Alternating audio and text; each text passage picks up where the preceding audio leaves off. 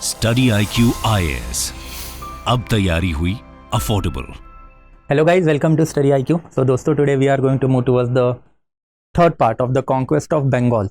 Conquest of Bengal खत्म होने से पहले अभी तक हम लोगों ने ये चीज़ कवर अप कर ली थी कि बैटल ऑफ प्लासी जो है, it was more like a skirmish, it was not even a battle. And battle of Plassey में हम लोगों ने देखा भी था कि कैसे rich bankers of the Bengal ultimately sold off nawab. अब यही बैटल ऑफ प्लासी का जो रिजल्ट है वो फाइनल होने वाला था बैटल ऑफ बक्सार में। And battle of Buxar and after treaty of Allahabad, this will be our topic of discussion that we are going to cover up today. But battle of Plassey के बाद भी हम लोगों ने देखा था कि कैसे मीर जाफर की पोजीशन है काफ़ी प्रिकैरियस बनी। The treachery that he had committed ultimately was going to backfire on him, and हुआ भी वही। मीर जाफर जैसे ही नया बंगाल का नवाब बनने के बाद उसकी आर्मी जो है वो उसके हाथ में नहीं रही। इसके पीछे दो इंपॉर्टेंट रीजन थे। सबसे पहले, army did not like whatever they were made to do on the battlefield of the Plassey. And second important thing, जो drain of wealth of Bengal से चालू हुई बैटल ऑफ प्लासी के बाद, उसकी वजह से जो सैलरी पेमेंट आर्मी को जाता था उसमें भी हम लोग को डिले दिखाई दिया है। तो अगर आपके एम्पायर में अगर आपकी आर्मी ही आपके साथ नहीं है, then obviously you are in a very precarious position. Second important aspect Mir Jafar के लिए जो हुआ, it was basically rival claimant in the sense that कि rich bankers of the Bengal as well as important courtier, ये सभी ब्रिटिशर्स के साथ में हाथ मिला के पहले से ही बैठे हुए थे। एंड दैट्स व्हाई नवाब की जो पोजीशन है पहले से ही वीक रही है इन द कोर्ट। एंड यही rich bankers of the Bengal and thereafter certain, you can say that local level के official, they started to defy the authority of the nawab. तो आपका जो कोर्ट है एंड आपका एडमिनिस्ट्रेशन वो भी आपके हाथों के बाहर चला गया और आप कुछ कर भी नहीं पा रहे थे। Why? Because if you had done anything then obviously फिर क्या होता, ये जो लोग हैं ये जाके ब्रिटिशर्स से हाथ मिला लेते, एंड ब्रिटिशर्स से हाथ मिलाने के बाद you are not in a position to go against the Britishers. And that brings Britishers into the picture कि आप ब्रिटिशर्स के अगेंस्ट क्यों नहीं जा पा रहे हो। बिकॉज ये सारे एंटी नवाब एलिमेंट जो है, मीर जाफर के अगेंस्ट वाले एलिमेंट, इनसे नवाब को प्रोटेक्शन करने के लिए ब्रिटिश ईस्ट इंडिया कंपनी ने अपना 6000 का एक कंटिजेंट जो है मुर्शिदाबाद में, दैट इज कैपिटल में, रखा हुआ था। And considering this entire scenario, battle of Plassey के बाद धीरे धीरे बंगाल का एडमिनिस्ट्रेशन जो है अब वो कंपनी के सामने झुकना चालू हुआ, एंड कंपनी ने प्लासी का प्लंडर जो है वो चालू किया। Plassey plunder in the sense that कि money that was looted from Bengal after the battle of Plassey. And इसका जो हम लोगों ने ग्रेविटी है वो पहले ही देखा था कि जो ट्रीटी साइन हुई थी before battle of Plassey, that itself promise कि कंपनी को ऑलमोस्ट 3 करोड़ रुपया प्लस 1,80,000 रुपीज एन्युअली जो है वो नवाब की तरफ से जाएंगे ही जाएंगे। And this is the bare minimum that we are talking about. इसके बाद भी कंपनी ने रिपीटेटिव डिमांड बंगाल के एडमिनिस्ट्रेशन के पास करके रखी है, एंड वहां से पैसा निकालने का काम जो है कंपनी ने किया था। एंड यही सारी चीज़ों से तंग आके अल्टीमेटली मीर जाफर ही started to contact rival companies, जिसमें डच ईस्ट इंडिया कंपनी का नाम हमको दिखाई देता है। Unfortunately they got defeated at battle of Bedara, Chinsura या फिर बैटल ऑफ हुगली। ये तीनों एक ही जगह है। एज आई टोल्ड यू कि मल्टीपल स्कर्मिशेस ये 3 जगह पे British and Dutch East India company में हुई। इसके लिए इसको बैटल ऑफ बेदारा भी बोला जाता है, चिंसुरा भी बोला जाता है, या फिर हुगली भी बोला जाता है। एंड फिर ये बैटल होने के बाद ultimately it was final nail in the coffin for Mir Jafar. Mir Jafar निकलने ही वाला था, बट मीर जाफर को निकालने से पहले company needed a proper person to take care of the Bengal administration and a proper puppet also. For that purpose Mir Qasim was contacted. Mir Qasim जो son in law था मीर जाफर का, and Mir Kasim once he was contacted, then उसने company के साथ एक treaty पहले ही sign करके रखी थी। ब्रिटिश ईस्ट इंडिया कंपनी का कैलकाटा का जो सेटलमेंट है फोर्ट विलियम, ये फोर्ट विलियम का चेयरपर्सन और गवर्नर उस टाइम पे था Henry Vansittart and thereafter Mir Qasim. इन दोनों के बीच में अल्टीमेटली एक ट्रीटी हुई, एंड फिर ये जो ट्रीटी है वेंसिटाट एंड देयरआफ्टर मीर कासिम के बीच में हुई, इसमें सर्टन प्रोविजंस वर डिसाइडेड। जिसमें सबसे पहला इंपॉर्टेंट प्रोविजन था कि नवाब जो मीर कासिम अब नया बनने वाला था, he was going to cede certain territory to company को ये टेरिटरी में इंटरेस्ट था। क्यों? बिकॉज ये सारी टेरिटरी जो है तो उसके आजू बाजू वाला एरिया जो है वहाँ पे कंपनी को अपनी ट्रेड मोनोपोली बनानी थी। तो ऑब्वियसली ये टेरिटरी जैसे ही कंपनी के अंडर आ जाती, यहाँ पे कंपनी अपनी सेटलमेंट बनाती। सेटलमेंट में गोमास्थास का मतलब हायर्ड एजेंट होता है, उनको अपॉइंट करती, एंड फिर वहाँ से अल्टीमेटली कंपनी जो है आजू बाजू वाला एरिया मोनोपोलाइज करना चालू कर देती। Thereafter next important provision जो था that was share in trade. Chuna trade at that time was quite lucrative trade. चूना मतलब चूना, जो पान को लगाने के बाद जो आपको चूना मिलता है, it is basically lime. Lime के 2 यूज़ होते हैं, एक तो इसको खाया भी जाता है, जैसे पान में आप चूना लगाओगे, एंड लाइम का एक दूसरा इंपॉर्टेंट एस्पेक्ट जो होता है as an adhering material, as an mortar.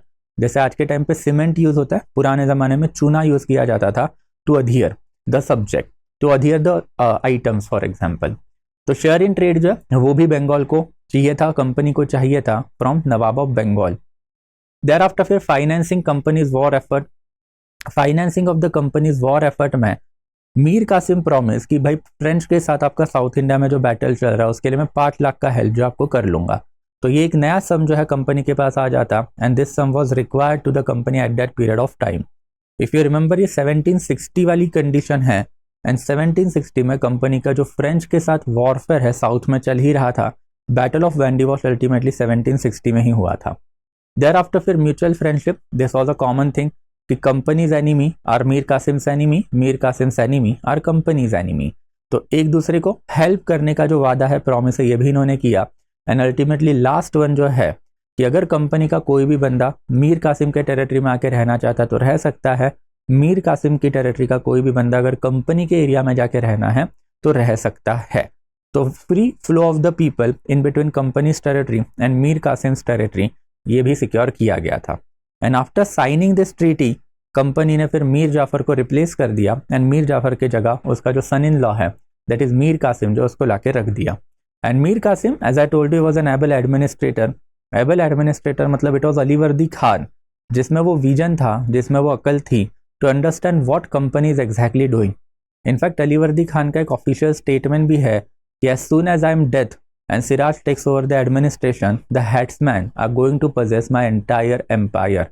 तो मतलब हेड्समैन ब्रिटिश ईस्ट इंडिया कंपनी है, एंड ये ब्रिटिश ईस्ट इंडिया कंपनी मेरा सारा एम्पायर जो है वो खा जाएगा। ये अलीवर्दी खान को अपने डेथ बेड पे ही पता था, एंड उसका रीजन भी अलीवर्दी खान ने बता के रखा था कि इन लोगों के साथ कोई भी इंडिया की पावर जो है लैंड बेस्ड युद्ध तो खेल सकती है, but what are you going to do about समुंदर, open ocean. British East India company की प्राइमरी पावर हमेशा से ओशियन पावर रही है, एंड जब आपके पास ओशियन पावर है you can not defeat your enemy in its entirety. अगर वो हारने की पोजीशन पे आए तो अपने समुद्री जहाज में बैठ के दूर समुंदर में चले जाते थे, कंसोलिडेट करते थे, यूरोप से एक एक्स्ट्रा कंटिजेंट, एक्स्ट्रा रिसोर्सेस मंगाते थे, एंड वापस आके आप पे अटैक करेंगे। And in that capacity it becomes very much difficult for the Indian power to defeat this समुद्री या फिर ocean based power. Unfortunately Indian rulers को, सारे ही इंडियन रूलर्स को अब ये चीज़ धीरे धीरे पता चलने वाली थी कि ईस्ट इंडिया कंपनी के साथ दुश्मनी मोड़ लेना मतलब एम्पायर से हाथ गंवा लेना। बिकॉज ईस्ट इंडिया कंपनी को आप लैंड पे तो हरा लोगे, बट कंपनी को आप समुंदर में कैसे हराओगे, and that was the aspect. But in any case Alivardi Khan के बाद मीर कासिम जो है he also realize the problem with establishment of the East India company within Bengal, and that's the Mir Qasim ने धीरे धीरे करके वी कैन सी ये जो कंपनी के साथ का जो अपना रिलेशन जो है वो बैक ट्रैक करना चालू किया, इसको तोड़ना चालू किया। फॉर दैट पर्पज सबसे पहले उसने रिस्ट्रक्चरिंग ऑफ द एडमिनिस्ट्रेशन जो है वो किया, and restructuring of the administration में जितने भी कंपनी के इंपॉर्टेंट एजेंट थे जो नवाब के कोर्ट में बैठे हुए थे, इनको पहले कोर्ट से निकालने का काम जो उसने चालू किया। सेकेंड इंपॉर्टेंट एस्पेक्ट जो है modernisation of the army. Modernisation of the army भी काफ़ी सिग्निफिकेंट था। अब ये वाला एस्पेक्ट जो है हम लोगों ने मीडिएवल इंडिया के एनसीईआरटी के लेक्चर में ही देखा था कि निग्लेक्ट ऑफ द आर्मी जो है ये हमेशा से इंडिया के फोर्सेस में हम लोग को दिखाई दिया है। इनफैक्ट इंडिया की फोर्सेस ब्रेवरी बेस्ड फोर्सेस होती है, बट ब्रेवरी बैटलफील्ड पे आपके कोई काम की नहीं है, बिकॉज ब्रेवरी से ज़्यादा आपके जो इक्विपमेंट है, कौन से इक्विपमेंट आप ले रहे हो, क्या स्ट्रैटेजी लेके आ रहे हो, ये मैटर करता है। ये सेम चीज़ हम लोगों को बैटल ऑफ पानीपत फर्स्ट उसमें भी दिखी थी, बैटल ऑफ तराई जो हुआ था सेकेंड उसमें भी दिखी थी। तो in that capacity modernization is required, modern military technology is required, and यही मॉडर्न मिलिट्री टेक्नोलॉजी जो है उसके लिए उसने क्या कर लिया था कि एक नई फैक्ट्री बनाई थी मोंगीर में, एंड ये मोंगीर वाली जो फैक्ट्री है यहाँ पे उसने कैनन्स एज वेल एज फिर फायरलॉक मस्केट राइफल जो बनाने चालू कर दिए। देयर आफ्टर फिर next one suppression of the rebellion, ये भी उसने करके रखा था कि suppression of the rebellion in the sense that कि अल्टीमेटली जितने भी इंपॉर्टेंट रिबेलियन थे जमींदार के या फिर एंटी स्टेट एंटी नवाब वाले, वो उसने खुद पर्सनली जाके जो है सॉर्ट आउट करने, उसको खत्म करना जो है वो भी चालू किया था। एंड देयर आफ्टर फिर ओवरहॉलिंग ऑफ द फाइनेंसेस, तो जितने भी करप्ट ऑफिसर थे पहले के सिराजुद्दौला एंड मीर जाफर के टाइम पे, उनको निकाल के इसने अपने लॉयलिस्ट नॉन करप्ट ऑफिसर है वो भर दिया। And ultimately in order to do away with the company जो कंपनी का हैवी प्रेजेंस था मुर्शिदाबाद में, Murshidabad used to be the capital of the Bengal of Nawab, उसने अपनी कैपिटल भी शिफ्ट कर ली कहाँ पे, तो मोंगीर में।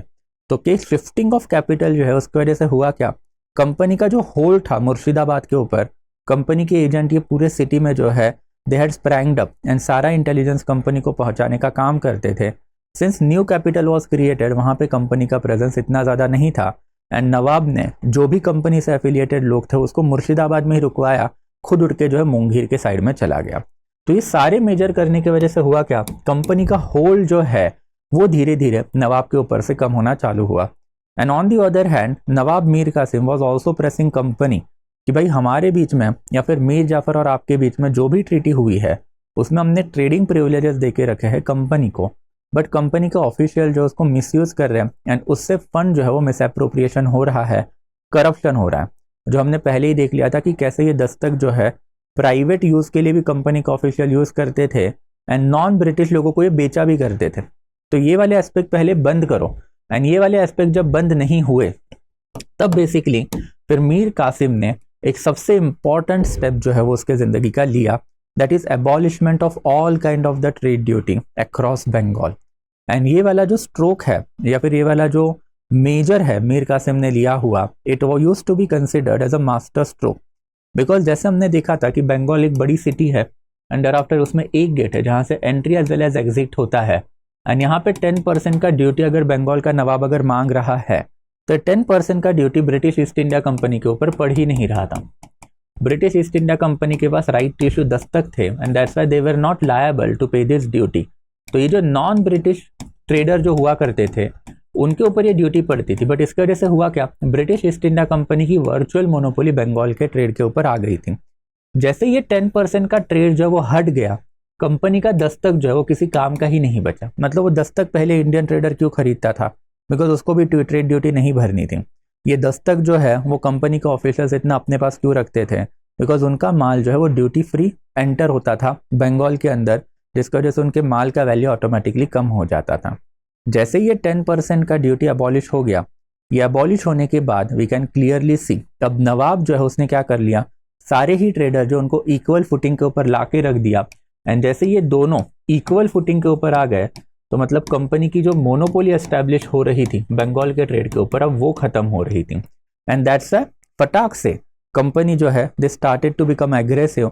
एंड ये एग्रेशन में पहले 1763 में ऑलमोस्ट 3 या 4 वॉरफेयर हुए। ये 1763 में जो लोकल वॉरफेयर हुए उसमें मीर कासिम जो है वो हार गया। एंड मीर कासिम जैसे ही हार गया, Mir Qasim ran away, and ran away होने के बाद he reach to Awadh. And Awadh में इस टाइम पे अवध का जो नवाब है that is Shujauddaula, and thereafter even Mughal emperor जो है एम्पेरर शाह आलम, एंड शाह आलम के साथ साथ फिर अल्टीमेटली मीर कासिम हिमसेल्फ, ये तीनों जो है उन्होंने कॉन्फेडरेसी बना लिया एंड दे स्टार्टेड और दे डिसाइडेड कि अब हम लोगों को जाके जो है बंगाल के ऊपर मतलब ब्रिटिश ईस्ट इंडिया कंपनी के ऊपर अटैक जो है वो करना है। And that is of battle of Buxar जो है इसकी बिगिनिंग हम लोगों को दिखाई देती है।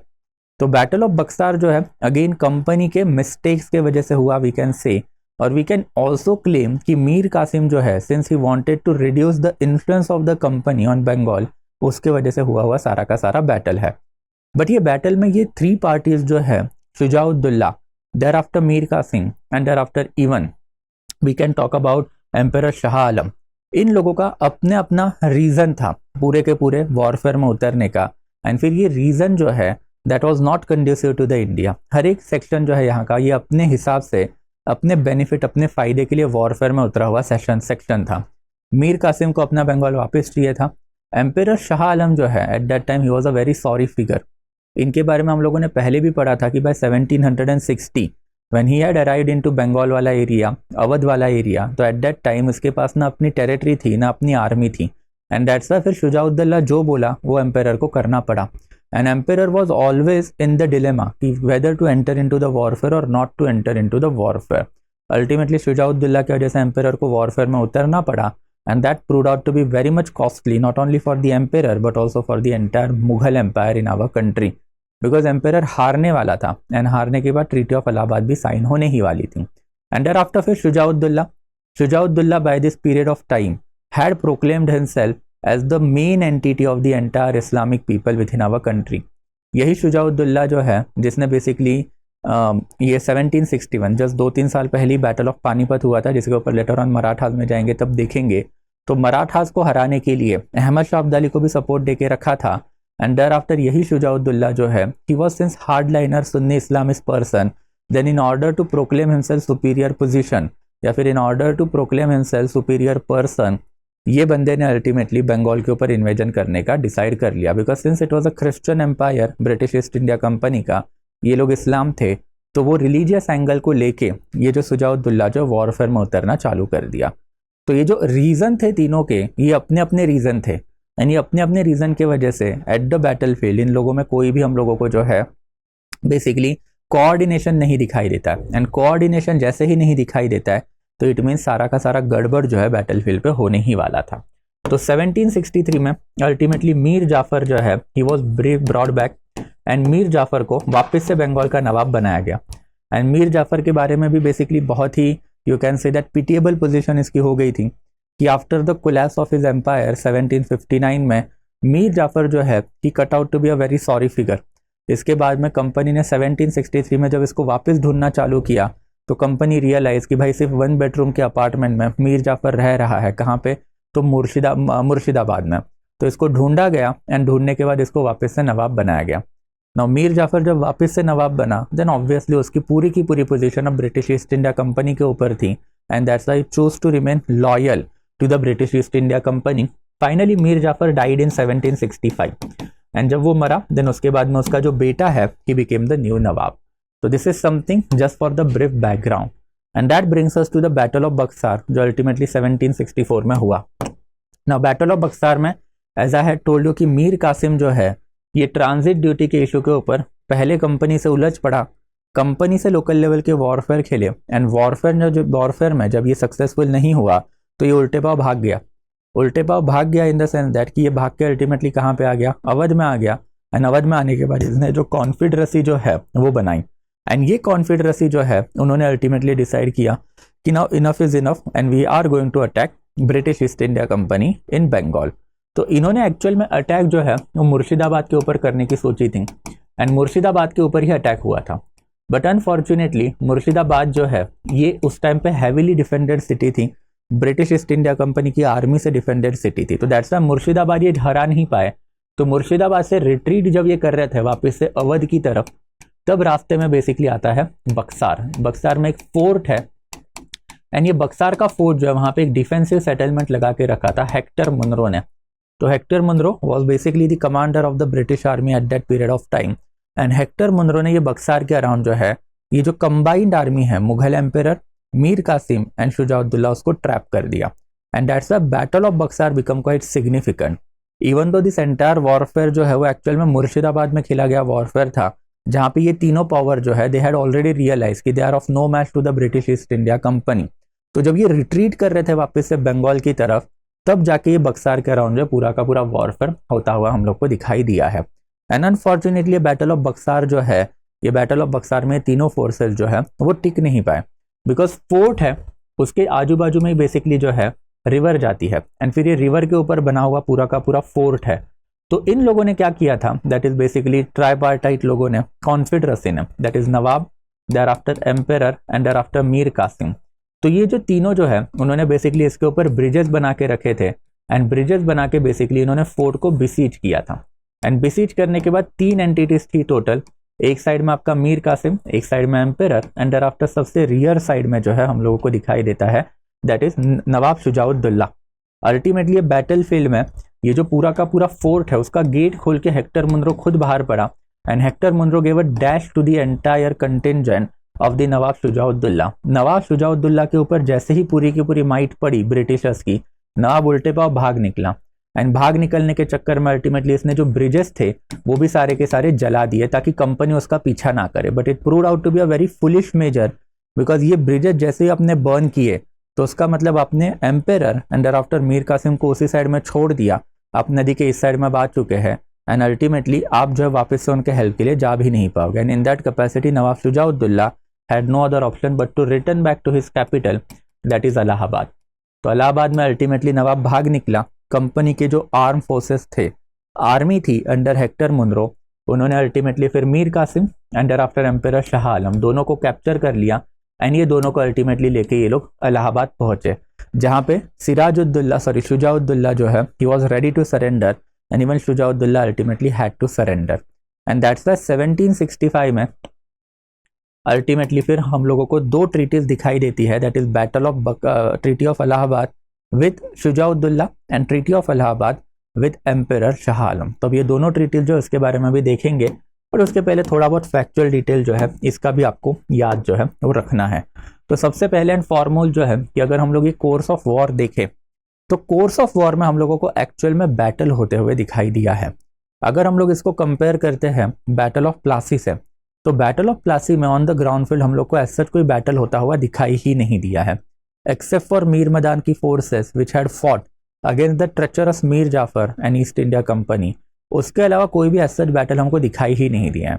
जबकि बैटल ऑफ बक्सार में हम लोगों को प्रॉपर बैटल दिखाई दिया है, जहाँ पे इन्वेडिंग आर्मी, यहाँ पे इन्वेडिंग आर्मी मतलब emperor Shah Alam, Nawab of Awadh Shujauddaula and Mir Qasim, ये तीनों की आर्मी ने बक्सार के ऊपर जो है वो डैश दिया, but it was not a Berkshire के ऊपर दिया हुआ डैश या फिर warfare, it was actually Murshidabad के ऊपर दिया हुआ डैश। एंड वहाँ पे ये लोग पहले ही इनको मुँह की खानी पड़ी थी, they were retreating and in that capacity ultimately they got trapped across Berkshire.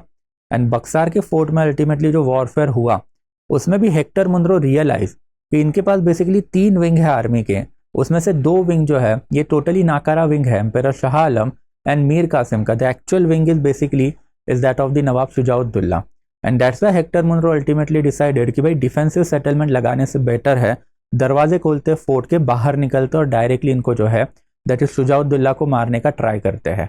And उसने किया भी वही and that was successful also, because जैसे ही शुजाउद्दौला भाग गया तो उसने वो गलती भी की, that is burning down the bridges. And जैसे ही अपने ब्रिजेस बर्न डाउन कर दिए तो नदी के आप इस तरफ नहीं आ पाओगे एंड फिर अल्टीमेटली आपको जो है आपके एरिया में दैट इज इलाहाबाद में वापस जाना ही पड़ा। And on the other hand Mir Qasim जो है उसका क्या हुआ हम लोगों को नहीं पता, but it is a credible और it is basically noteworthy to claim कि मीर कासिम जो अल्टीमेटली बैटलफील्ड से भाग गया था, बिकॉज लेटर ऑन 1787 में आगरा के सबब में ब्रिटिशर्स को एक डेड बॉडी मिली थी एंड ब्रिटिशर्स ने ये क्लेम भी करके रखा है कि dead bodies of the Mir Qasim. And Mir Qasim के जो लास्ट के दिन जो है बेसिकली बहुत ही बुरे रहे होंगे, that dead body was ultimately found in झोपड़पट्टी मतलब जो झुग्गी बस्तियाँ होती है उसमें मिली हुई डेड बॉडी थी वो। तो in that capacity Mir Qasim तो भाग निकला, बट एम्पेयर शाह आलम जो है he fell into the hand of the British East India company. And since emperor himself was captured, तो यू कैन क्लियरली सी कि ग्रेविटी बहुत ज़्यादा थी as compare to what then obviously battle of Plassey. Battle of Plassey में second important aspect is that कि अगर हम लोग आर्म स्ट्रेंथ देखें तो आर्म स्ट्रेंथ भी काफ़ी छोटी थी, बट यहाँ पे आर्म स्ट्रेंथ आपको दिखाई देगा काफ़ी बड़ी थी। 40 to 60,000 फोर्सेज जो है वो ये तीनों की तरफ से दैट इज कॉन्फेडरेसी की तरफ से खेल रहे थे। On the other and Britishers ने भी 7 से 8 हज़ार की आर्मी जो है वो ला के रखी थी। एंड बैटल फील्ड में अल्टीमेटली जो डेथ टोल जो है वो भी अप्रॉक्सीमेटली 2000 से लेके 3000 के बीच का रहा है।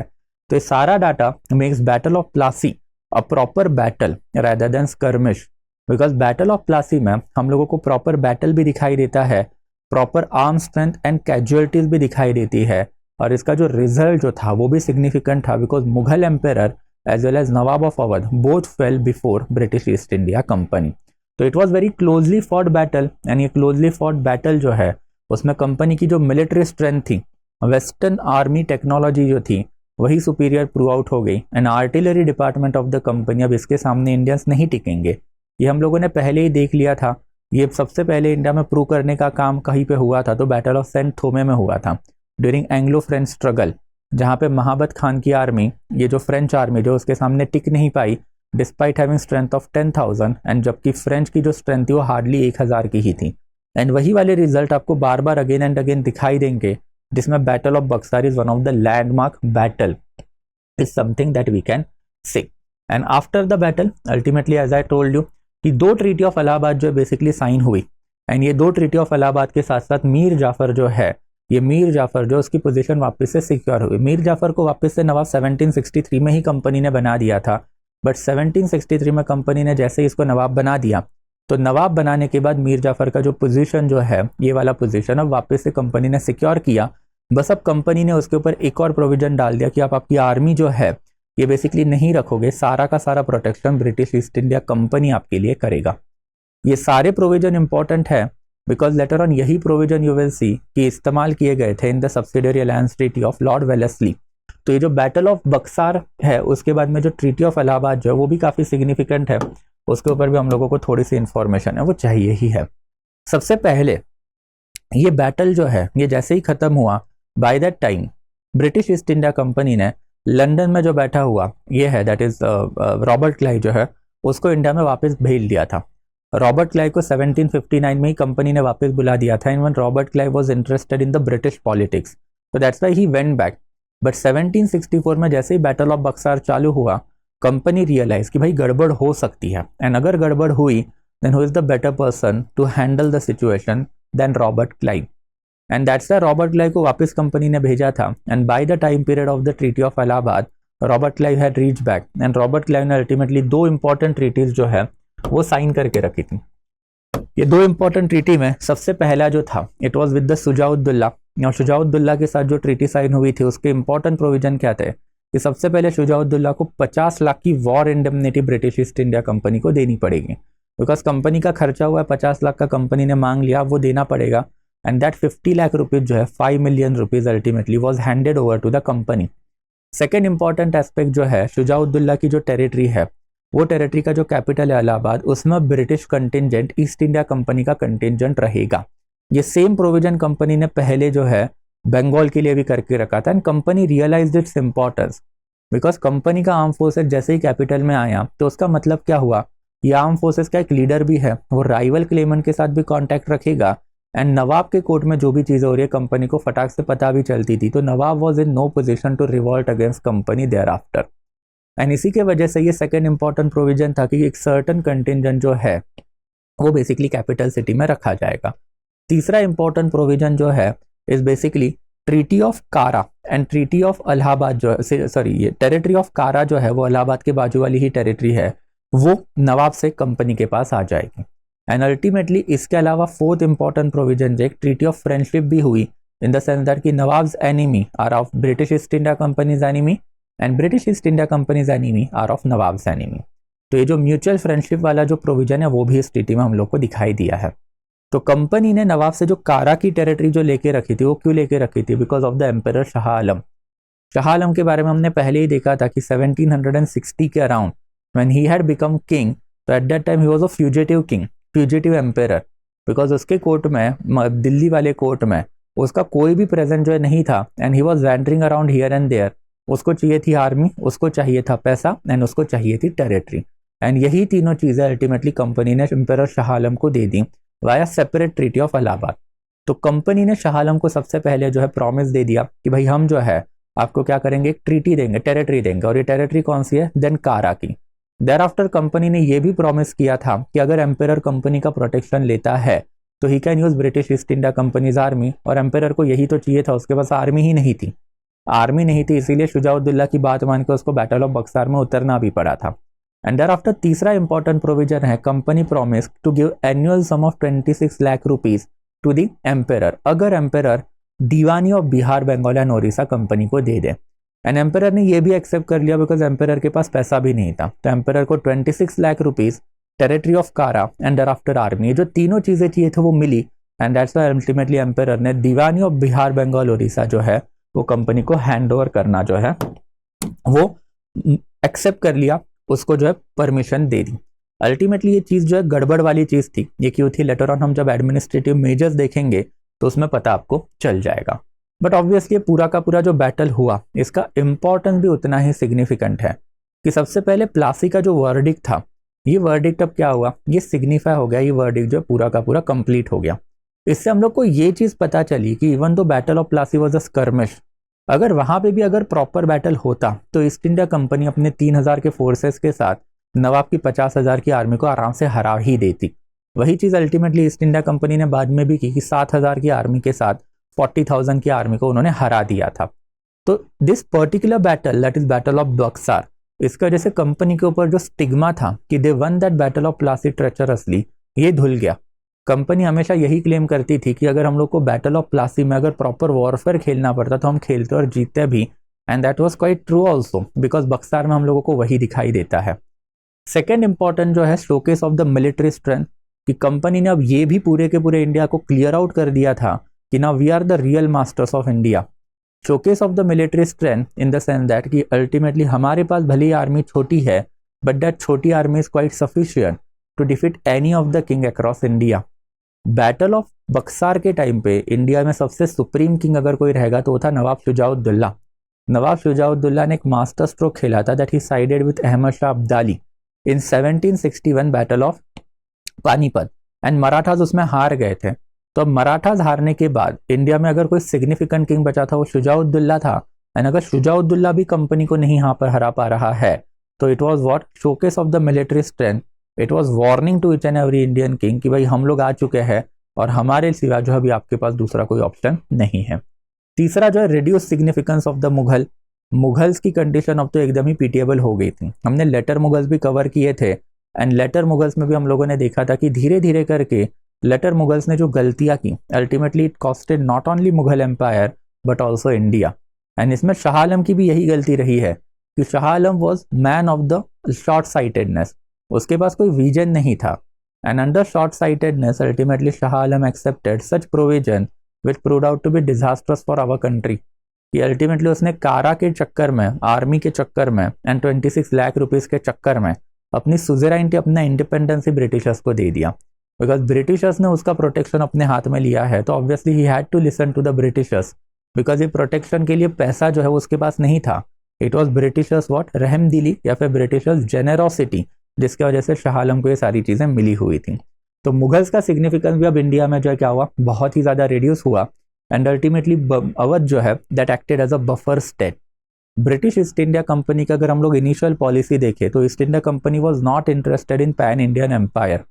इसके ऊपर एक स्टेटमेंट मैंने आपको पहले भी बताया था कि Britishers captured India in the feet of absent mindedness, and यही absent mindedness in the sense that कि Britishers were contented with Bengal, but ultimately Bengal वाले एरिया में जो लेटर ऑन प्रॉब्लम हुए वही प्रॉब्लम हम लोग बात भी करेंगे कि भाई ब्रिटिशर्स धीरे धीरे करके पूरे इंडिया के कॉन्क्वेस्ट की तरफ निकल पड़े।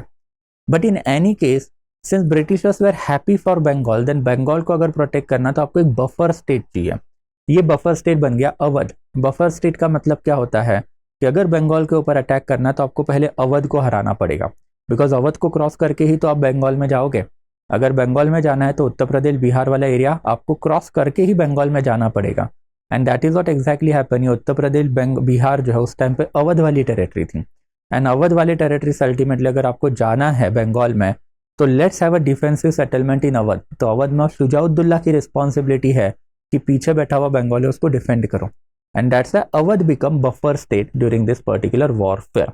एंड रोड टू दिल्ली जो है क्वाइट सिंपल है कि अब आपका मुगल एम्पायर आपके पास है, देर आफ्टर आपका अवध वाला एरिया आपके पास है, शुजाउद्दौला ने ट्रीटी ऑफ इलाहाबाद साइन करके रखी है, एंड देर आफ्टर आपका बंगाल भी आपके पास है।